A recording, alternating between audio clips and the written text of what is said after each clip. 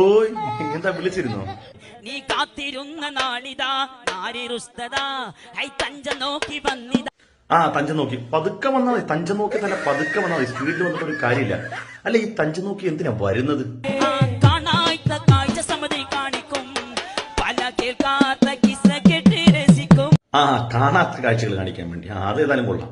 അതൊക്കെ നല്ലത് തന്നെ. അതൊക്കെ അവരവരുടെ സ്വന്തം സ്വകാര്യതയും അതൊക്കെ നല്ലത് തന്നെയാണ്. പക്ഷേ നിങ്ങളുടെ ഇപ്പൊ ഈ കണ്ട വീഡിയോ പോലും അതും കാണാത്ത, ഞങ്ങളെ സംബന്ധിച്ചിടത്തോളം താരതമ്യേന ആപേക്ഷികമായി കാണാത്ത കാഴ്ചയാണ്. ഈ കാണാത്ത കാഴ്ചകൾ നിങ്ങൾക്കിടയിൽ തന്നെ സ്വകാര്യമായി വെക്കുകയാണെങ്കിൽ വളരെ നല്ലതായിരിക്കും. ഇത് പൊതുസമൂഹത്തിലേക്ക് ഇടുമ്പോൾ ഉണ്ടാകുന്ന പ്രത്യാഘാതം എന്തെന്ന് വെച്ചാൽ, ഈ തലയിൽ കിട്ടിയിരിക്കുന്ന സാധനം ഉണ്ടല്ലോ, ഈ ഷാള്, ഇതിന് ബറക്കാത്തിൽ 250 രൂപ എത്ര വില വരുള്ളൂ. പക്ഷേ ഇത് കെട്ടിയ മനുഷ്യർക്ക് സമൂഹത്തിനിടയിൽ വിലമതിക്കാൻ കഴിയാത്തത്ര വലിയ മൂല്യവും ആദരവുമാണ്.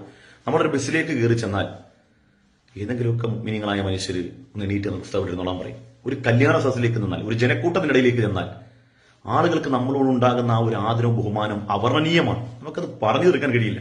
ഇതെല്ലാം ആസ്വദിച്ചവരാണ് നമ്മൾ, അതിന്റെ ദാതാക്കൾ കൂടിയാണ് നമ്മൾ. അതുകൊണ്ട് നമുക്കറിയാമല്ലോ. പക്ഷെ നമ്മളൊരു പണ്ഡിതനാണെന്നിരിക്കെ തന്നെ ഈ വേഷങ്ങളൊന്നും, ഇതിന്റെ വിജ്ഞാനത്തിന്റെ പ്രതിഫലനം എന്ന് നമ്മൾ പറയുന്ന അടയാളമായി കാണുന്ന ഈ വേഷങ്ങളില്ലെങ്കിൽ നമ്മൾ അറിയുന്നവർക്കേ നമ്മുടെ ആദരവുണ്ടാവും. പക്ഷേ നമ്മളൊരു പ്രബോധകനാണ് എന്നതിന്റെ പ്രത്യക്ഷ അടയാളമാണ് നമ്മുടെ തലപ്പാവും നമ്മുടെ വസ്ത്രമൊക്കെ. അപ്പൊ ജനങ്ങൾക്ക് നമ്മളോടുള്ള ആ ബഹുമാനം ആദരവും ഒക്കെ നമ്മൾ പലപ്പോഴും അത് അനുഭവിച്ചവരാണ്.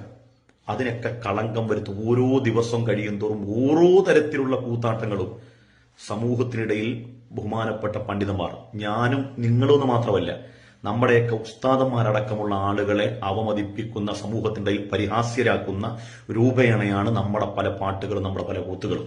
പാട്ടൊക്കെ നല്ലത് തന്നെയാണ്. കേരള സമൂഹം കാതു കൂർപ്പിച്ചിരുന്ന് ആസ്വദിച്ച നിമിഷങ്ങളുണ്ട്. ഒരു ഉദാഹരണം ഞാൻ നിങ്ങൾക്ക് കാണിച്ചു തരാം.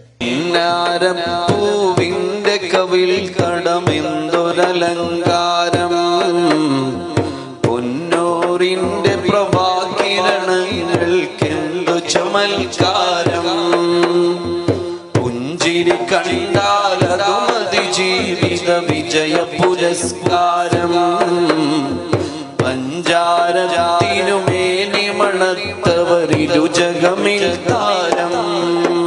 എത്ര മനോഹരമായാണ് ഹബീബായ തങ്ങളെ ഈ വർണ്ണിക്കുന്നത് സല്ലല്ലാഹു അലൈഹി വസല്ലം. അവരുടെയൊക്കെ മജ്‌ലിസിൽ ഇന്നും യഥാർത്ഥ ആലിമീങ്ങളും യഥാർത്ഥ മുഅ്മിനീങ്ങളും പ്രേക്ഷകരായിട്ട് കുന്നുകൂടുകയാണ്. അതിലൊരു മാറ്റം ഉണ്ടായിട്ടില്ല. അവരുടെ പരിപാടിക്ക് ഇന്നും പ്രേക്ഷകരായി എത്തുന്ന ആളുകൾ അത്രയും അല്ലാഹുവിന്റെ ദീനോട് പ്രതിബദ്ധതയുള്ള ആളുകളാണ്. പക്ഷേ ഇവരുടെ ബുറുദയെ കേട്ടിരുന്ന മനുഷ്യർ ആ ബുറുദയോടുള്ള മഹബത്ത് കൊണ്ട് കല്യാണ വീട്ടിലെ ആഭാസങ്ങൾ നിർത്തലാക്കണം എന്നതിന് ഒരു